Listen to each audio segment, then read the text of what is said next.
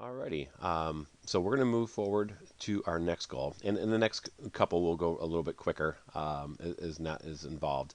But the next goal focused once again on having all students having opportunities to connect with teachers in their class to meet their individual and social emotional needs. Once again, really addressing that opportunity for them just to feel a little sense of connectedness with the teachers they have bonded with and created really meaningful relationships over the course of the past 7 months, but also maybe have an opportunity to see their peers, their friends, and really just focusing on opportunities to continue building that. And this is also healthy for us as adults. We know that when we get the chance to see and talk to our students, that kind of fills our soul, that warms our heart, and that helps us feel better about the work that we're doing, and helps us get through this really challenging process. And so you'll see as we move forward, there's some structure in place that's going to allow for that to happen.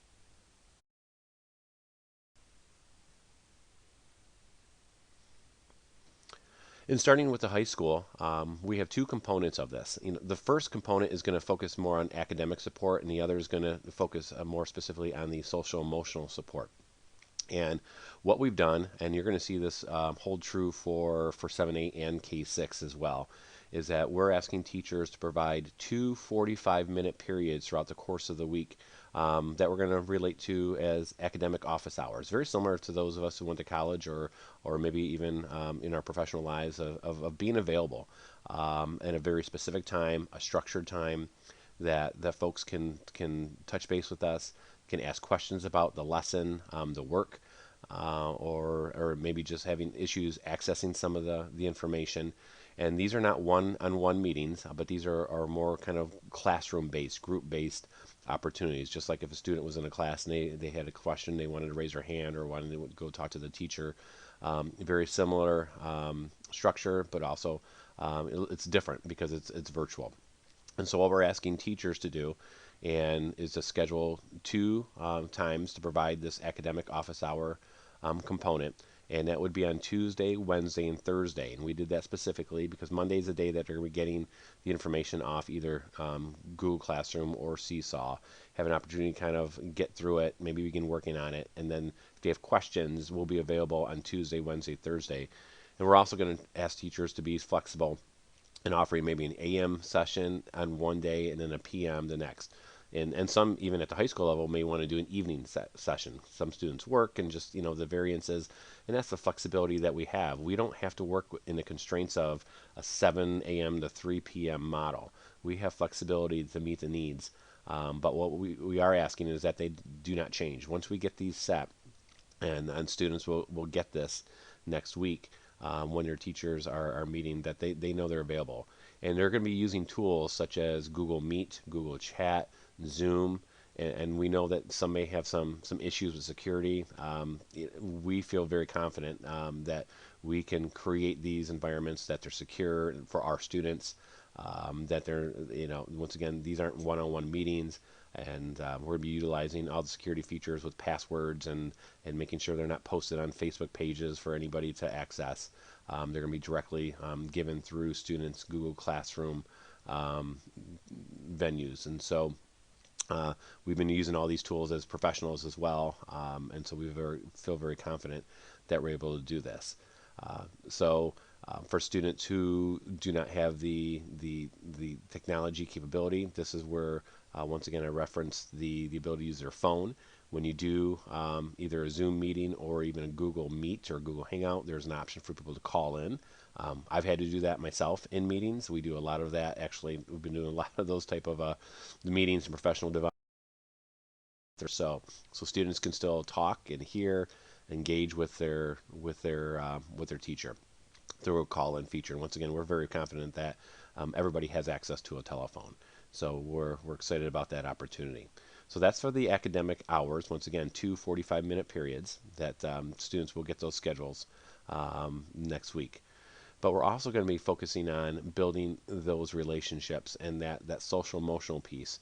And throughout our district, we have instituted in a variety of different ways what we call, circles. Whether at the high school level, we've called them restorative circles.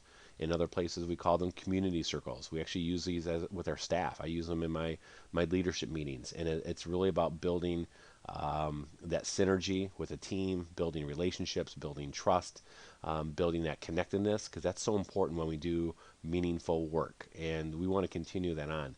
So each teacher is being asked to provide an opportunity during the course of the week, where we're calling it here at the high school virtual restorative circles. These are live meetings, about 30 minutes. Could be a little less, it could run a little over, but that's the expectation. And it's not academic focused. This is an opportunity to check in with students. Like, how's it going? Like, what are you doing?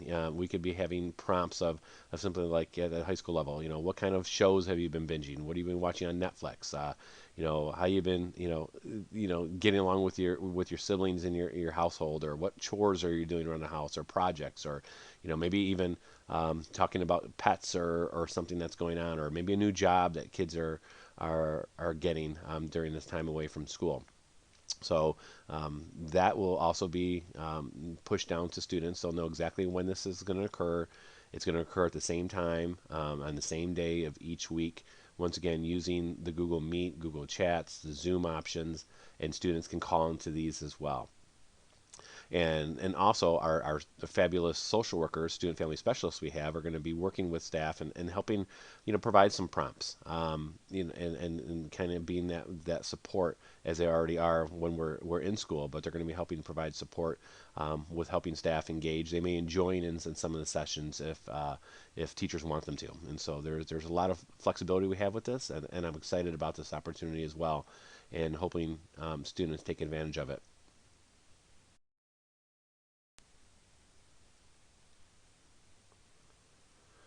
And at the K-8 level, we haven't split these up because they're pretty much the same. This is gonna be really quick because it's almost the exact same model that we're asking for students to participate in. And from a K-8 level, teachers are once again being asked to offer two 45-minute periods for academic questions. And now at the elementary, especially at the K3 and going up to K6, we can see maybe parents even tapping into this. Parents are more than welcome to access the academic office hours if they have questions about a lesson, the material, or maybe having some struggles with connecting via Seesaw, or maybe the students with Google Classroom. But also it's an opportunity that students can ask their teachers questions. And so we need to think of it as a virtual classroom. It's like a student being able to raise their hand or going up to their desk and ask for some extra help. And so these are not one-on-one meetings. These are group sessions, and once again using the tools that we've already referenced previously. And at the same time, obviously community circles are very big in elementary schools. They end their days or weeks with just getting together and talking about things that are happening in their life, or reflecting on the week. And we want to continue on. And so we call these virtual community circles. Once again, these are going to be group sessions that the students can engage in. I know my own daughter in fourth grade has participated in several of these already with her classroom teacher. And it's just been, once again, how's it going? A great way to do show and tell, especially things that you're not able to bring into school, such as pets or other things that kids can just talk about. Life at home. They can be in their bedroom. They can show things that that they're proud of. Once again, they're not able to really show with their peers and their teacher on a normal school setting. But we're excited about this.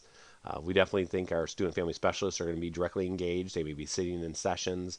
We may have our parapros joining these sessions, special ed teachers joining these sessions. And so once again, this is about building community, sustaining community, and our relationships, which are so very important, and just help people feel good, and being reconnected. And we think this is going to be a really positive experience in helping support all of our social emotional feelings and the challenges that we've had throughout this entire process.